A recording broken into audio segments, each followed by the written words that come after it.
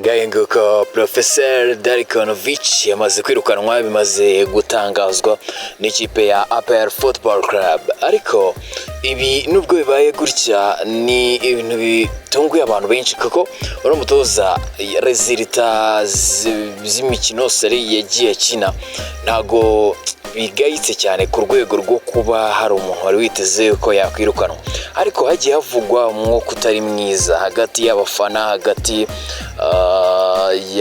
y'ubuyobozi ndetse n'uno mutoza, aho bamwe bavugaga yuko ubuyobozi butanamwishimiye ku ruhande rumwe, abandi bakavuga ko abafana batamwishimiye bigendanye n'umusaruro ari gutanga udahagije. Ibi rero byose byaviriyemo Darikonovic kwirukanwa, niko ku buyobozi bw'ikipe bwatangaje ko rwose bwamaze gutandukana n'uno mutoza wari usanzwe ari umutoza mukuru. Ibintu rero twavuga kuri Darikonovic ni ukuvuga ngo umutipe yari amaze igihe kitari gito muri na kipe ya APR, kuko yari amaze amezi 11 atoza ikipe ya APR. Akaba mu bintu yayihesheje harimo ibikombe bibiri, igikombe cy'amahoro ndetse n'igikombe cy'intwari. Uyu musaruro ntago ari mubi, kandi byongeyeho aracyafite amahirwe yo gutwara igikombe cya shampiyona kuko ari ku mwanya wa kabiri, ararushwa n'ikipe ya mbere inota rimwe gusa naryo rishobora kuvamo bibaye ngombwa.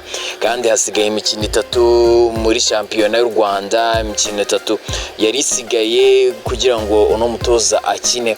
Muri APR yagombaga kuzahura n'ikipe ya Gorilla, yagombaga guhura n'ikipe ya Muhazi United ndetse yagombaga no guhura n'ikipe ya Musanze Football Club. Ikindi kintu twavuga kuri Darikonovic nuko ubuyobozi bw'ino ekipe bwari bwatangaje yuko mu masezerano uno mutoza yari afite muri APR yari yarahawe intego yo gutwara ibikombe, igikombe cya shampiyona, igikombe cy'amahoro, byibura agatwaramo kimwe, hanyuma akaba afite ijambo. Ariko igikombe cy'amahoro yari yaramaze kucyegukana, ndetse bivugwa yuko gomba no gutwara igikombe cya shampiyona rwose, cyane ko aragifite amahirwe. Ibyo rero ntago byitaweho kuko yamaze gutandukana n'ikipe ku mugaragaro. Abakunzi ba APR mumenye yuko ikipe isigaranwe n'umutoza wari usanzwe atoza Intare Football Club, nta wundi ni Ndori Mugisha, akaba ari we watozaga ikipe y'Intare Football Club, akaba ubu ngubu yasigaranye ikipe ya APR nk'umutoza wungirije. Ibi ngibi bivuze iki ku ikipe ya APR? Ese bagiye kongera bashaka undi mutoza? Ese imikino 3 isigaye irakomeza itozwe na Ndori? Ese iyi kipe ibyayo biragana hehe? Reka dutege amaso tubitega amaso tumenye aho byerekeza. Ni Trend Innovative ukomeje gutega amatwi, nitwa Kim. Nakubwiye ngo niba utarigeze kora subscribe waracikanwe, nyabuna ikore, ubundi urushaho kujya wakira amakuru atandukanye mu ngeri zose tukugererayo, kandi amakuru ari updated, amakuru agezweho. Reka tuve muri ikipe ya APR twerekeze mu ikipe ya AS Kigali. Ikipe ya AS Kigali rurakinga 5. Ikipe byakaze, abakinnyi banze kujya mu myitozo, bahagaritse kujya mu myitozo, bamwe bari gutaka amezi 6 badahembwa. Ibaze nawe umukozi umaze amezi 6 adahembwa. Ikipe rero irataka ko abakinnyi bamaze amezi 6 badahembwa, ndetse bamwe muri bo bavuga yuko 6 ari make, ahubwo hari n'abafitemo amezi 10 yose batarahembwa, bamwe mu bakozi nyine muri ino ekipe ya AS Kigali. Ariko umunyamabanga wa AS Kigali atangaza ku bitangazamakuru bigiye bitandukanye, harimo na Trend Innovative, yadutangarije yuko rwose Nishimiye Joseph, akaba ari umunyamabanga w'ikipe ya AS Kigali, yatangaje yuko ibi mbega yabihakanye ku mugaragaro. Yavuze ko rwose nta batabereyemo umwenda ungana gutyo, nubwo yenda umwenda ushobora kuba hari ariko utangana gutyo, nk'uko byavuzwe ariko akariho karavugwa ntago ibi twabifata nk'ibinyoma turacyategereje kumenya ese ukuri kw'ibi bintu nukohe. Tuvuye mu ikipe ya AS Kigali muri Rayon Sport abakinnyi barimo Aimable Nsabimana ndetse na Fitina Omborenga bagarutse mu myitozo ya Rayon Sport. Ni nyuma yuko bari baranditse amabaruwa asezera, by'umwihariko Fitina Omborenga murabizi ko yanditse ibaruwa asezera ashinja ikipe ya Rayon Sport kutamuha iby'imugomba, maze akemeza kuvuga yuko rwose yifuza gutandukana nayo. Ikipe ya Rayon Sport yaramusubije mubwira ko bidashoboka, ndetse ahubwo batunguwe n'imyitwarire Fitina Omborenga agize mu gihe bo bamufataga nk'umuntu nyine wabo, ndetse ashobora kuba yagira ikibazo akakibagezaho mu buryo busanzwe atabishyize mu bitangazamakuru. Ibyo byose rero byararangiye, habaho ibiganiro birangira Fitina Omborenga asubukuye imyitozo we na Aimable ndetse n'abandi bakinnyi byavuga yuko bagiye kuva muri no equipe. Abenshi bari batagiye no kuvuga ko bashobora kwerekeza mu ikipe ya mukeba ya APR Football Club. Nuko bimeze hano mu Rwanda, yagisigaye nuko shampiyona igomba kugaruka muri no weekend, amakipe akongera akesurana, ubundi tukamenya ese igikombe cya shampiyona kitaramenyekana neza cyase tutaramenya ninde uzagitwara, tukamenya ninde ugomba kugitwara.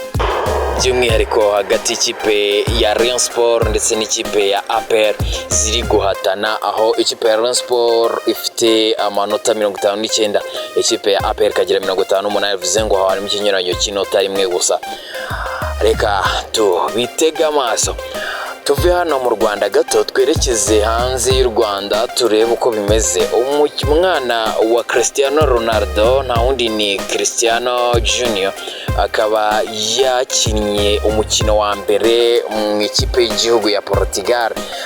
Ikipe y'igihugu ya Portugal yitwayemo neza ndetse isindi ibitego 4-1. Uyu mwana rero Cristiano Junior akaba yinjiye mu kibuga asimbuye ku minota 53, akaba ari umwana wa n'ubundi waciye agahigo n'ubundi kuko akiri mutoya, kandi ahangaha bari mu mikino y'abatarengeje imyaka 15 batsinze rero ikipe y'Ubuyapani ibitego 4-1. Tuve kwa Cristiano Ronaldo ndetse n'umwana wa Cristiano Junior kwekeze kwa Mbappe. Mbappe byifashe gute? Uwitwa Kylian Mbappe ibintu ni hatari. Uyu mutipe yavuye mu ikipe ya Paris Saint-Germain yekeza muri Real Madrid murabizi, ariko bivugwa yuko hari amafaranga angana na $50,000 bagombaga kumwishyura y'amayero, $50,000 z'amayero bagombaga kumwishyura batamwishyuye mu mishahara, recruitment ndetse n'ibindi. Ariko byarangiye ahubwo ikipe ya Paris Saint-Germain ariyo igiye kumwishyuza ngo $98,000 z'amayero. Izi ni miliyoni bagiye kumwishyuza ngo kubera uburyo yavuye muri no equipe ya Paris Saint-Germain ikiza muri Real Madrid bigahombya ikipe ya Paris Saint-Germain, bityo icyo gihombo batagomba kukihanganira, ahubwo witwa Kylian Mbappe agomba gucibwa amafaranga angana na $98,000 z'amayero. Ese Mbappe yiteguye gutanga no mafaranga? Reka tubitega amaso. Tugana ku musozo zino nkuru zo muri siporo, reka tubabwire yuko umutoza wa Manchester United nta wundi ni Ruben Amorim, akaba ari umwe mu batoza rwose batari kwitwara neza, by'umwihariko muri shampiyona ya Premier League y'Ubwongereza. Ikipe ya Manchester United ndetse iheruka no gutsindwa umukino yakinnye muri shampiyona, yatsinzwe n'ikipe ya West Ham ibitego 2-0, ndetse bavuga ko rwose itari kwitwara neza rwose, ariko iri kuri finali ya Europa League, ikaba izakina n'ikipe ya Tottenham. Ibi rero nibyo byatumye umutoza w'ikipe ya Manchester United nta wundi ni Ruben Amorim agurira abakozi b'ikipe ya Manchester United 30 bose amatike kugira ngo bazitabire uno mukino wa finali ya Europa League bazahuramo n'ikipe ya Tottenham. Nibyo ngibyo nakubwira muri siporo. Ndagushimiye cyane, nitwa Kim, ni Trend Nova TV. Niba utarigeze ukora subscribe yikore kugira ngo tujye duhora tugutamo isegonda kuri. Ndagushimiye.